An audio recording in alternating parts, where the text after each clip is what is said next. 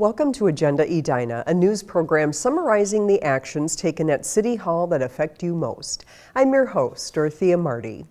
New City Council members Kevin Staunton and Bob Stewart pledged their commitment to the City of Edina at the first meeting of the year.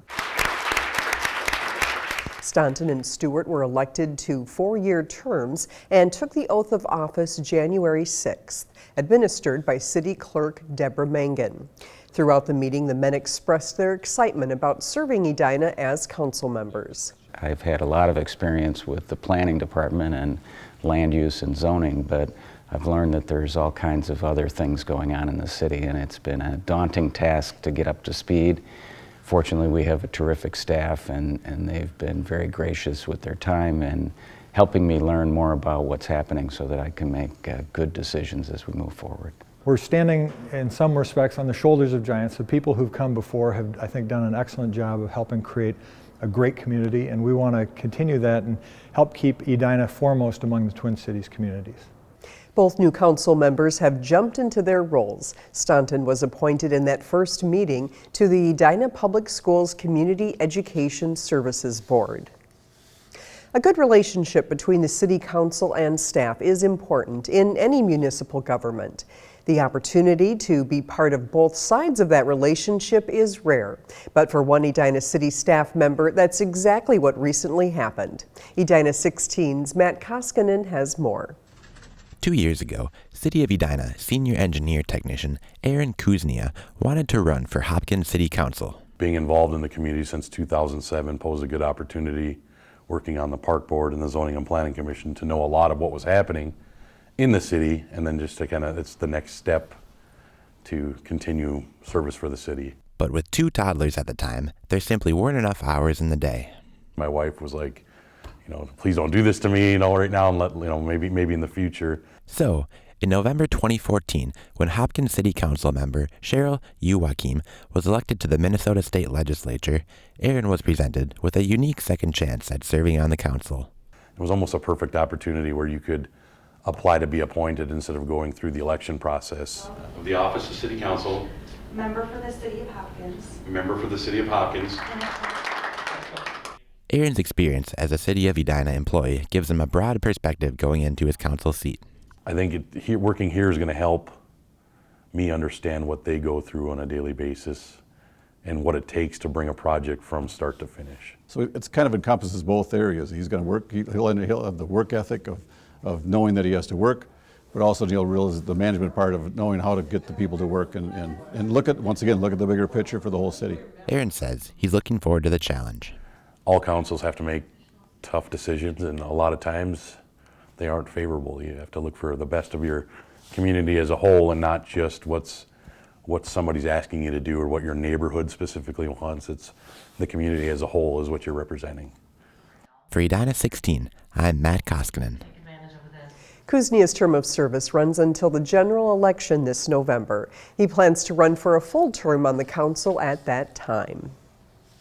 If bids are favorable, the driving range at Braemar Golf Course will be expanded and the executive course converted to a par 3. The proposed range, designed by Herbert Norby Golf Architects, will be more than 300 yards long and will accommodate 58 golfers at one time. That's almost 100 yards longer, with a tee area that is almost double in size.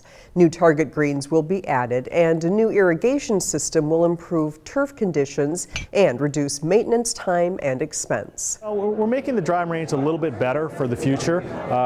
Currently, it's a little bit small. It definitely gets chewed up during the summertime months to where it's pretty much unplayable by the end of the golf season. So we're looking to expand the teeing area so we have good turf conditions throughout the summer.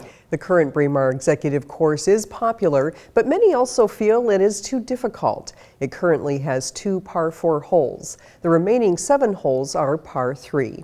The proposed renovation would create an improved play experience, especially for golfers looking for a more casual experience with a shorter time commitment. When finished, the executive course would be similar to the Fred Richards Executive Golf Course, which closed in September. We're excited about the project. I think we're going to have a very good product at the end and something the Edina residents will be able to enjoy for years to come and something to be very proud of. The plans will be released for bidding in the next few weeks. The Parks and Recreation Department hopes to select a contractor and award the project next month and begin construction in July. The new golf facilities would reopen to the public in 2016. The project is estimated to cost $1.8 million. We end this broadcast on a sad note. Less than 2 weeks into retirement, K-9 officer Diesel was diagnosed with a very aggressive form of cancer and died January 3rd. Diesel, who was just shy of turning 10 years old, was imported from Slovakia and joined the Edina Police Department in March 2006. He was the last of the 16 dogs in his class from the St. Paul Police Department's K-9 Academy to remain working. During his 8 years with the department, Diesel and his handler, Officer Mike Seeger, were involved in 587 calls for service and completed more than 1,700 hours of training. Seeger and Diesel enjoyed visits to the schools as well. It is estimated that Diesel was petted by more than 7,200 people. The thing that was real noteworthy about Diesel was that he worked very hard right till the very end. Even his last shift, Mike was working. They're out there looking for work to do, cars to search, any kind of track.